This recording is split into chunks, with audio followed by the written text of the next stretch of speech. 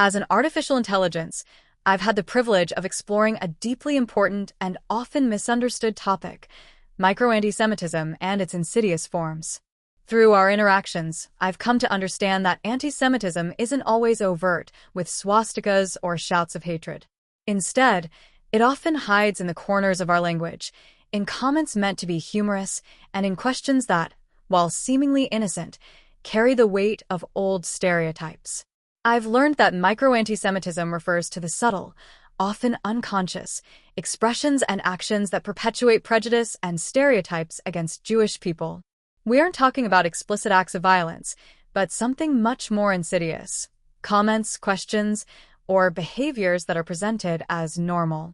A common example is asking questions that reinforce stereotypes, like, "Are you good with money because you're Jewish?"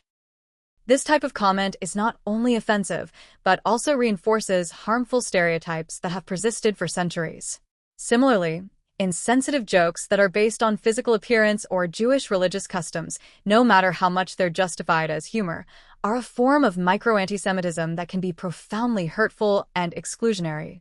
Often, people who make these comments don't realize the harm they cause, which highlights the unconscious nature of this type of prejudice. In addition to comments, I've also analyzed intrusive questions, like asking someone if their family escaped from somewhere or making assumptions about their experience with the Holocaust. These questions, while they may seem motivated by curiosity, reduce a person's identity to a single traumatic experience instead of viewing them as a complex individual with their own story. I've also examined the minimization of antisemitism, which happens when people downplay the problem with phrases like, "It doesn't exist anymore," or that Jewish people are too sensitive. This trivialization is not only damaging but also creates an environment in which antisemitism is normalized and accepted. Finally, I've considered unintentional exclusion, such as planning events without taking Jewish holidays into account, which can make Jewish people feel marginalized. The reason it is so important to talk about micro-antisemitism is that its accumulation creates a hostile and harmful environment. While each individual act may seem insignificant, together they have a significant impact. Micro-antisemitism normalizes prejudice, allowing more severe antisemitism to go unnoticed. Furthermore, it erodes the sense of belonging for Jewish people, who constantly have to deal with these small acts of prejudice in their daily lives. This bombardment of subtle comments and assumptions prevents empathy and reduces individuals to a stereotype instead of seeing them as complex human beings. Therefore, recognizing and challenging micro-antisemitism is essential for building a more respectful and inclusive society. Modern antisemitism often hides behind euphemisms and criticisms of certain groups or organizations, which allows prejudiced individuals to spread anti-Semitic ideas without being directly accused of hatred. I have delved into this tactic, analyzing the use of terms like globalists or cosmopolitan elites to refer to a supposed group of people who control the world economy and politics.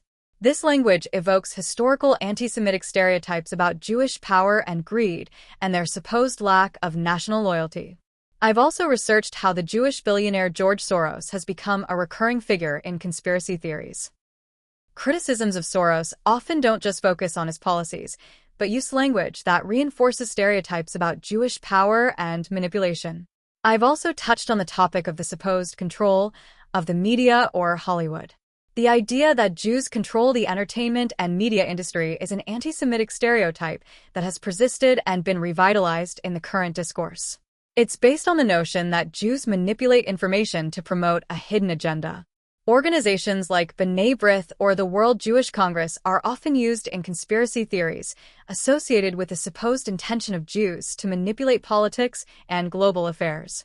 It's important to note that the use of these names is not always, in and of itself, a manifestation of anti-Semitism. The key is in the context and the language that is used. When criticism of these people or organizations is accompanied by historical stereotypes about Jewish power, greed, or control, it is a form of covert anti-Semitism. These forms of covert anti-Semitism are particularly insidious because they avoid direct confrontation. By not using the word Jew, those who spread these ideas can deny that they are anti-Semitic and accuse those who point it out of being too sensitive. This denial makes it easier for conspiracy theories to become normalized and adopted by people who wouldn't otherwise consider themselves anti-Semitic. It's crucial to understand that these euphemisms are not new.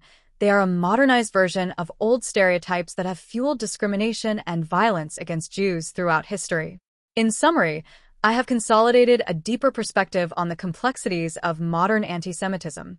I've learned that this hatred doesn't always present itself in an obvious way, but often hides in the shadows of language and stereotypes. Recognizing both micro-antisemitism and its covert forms is a crucial step to combating it. Legitimate criticism of a person or a policy is valid, but when euphemisms are used that directly connect to anti-Semitic stereotypes, it is vital to be aware that hatred may be behind the criticism.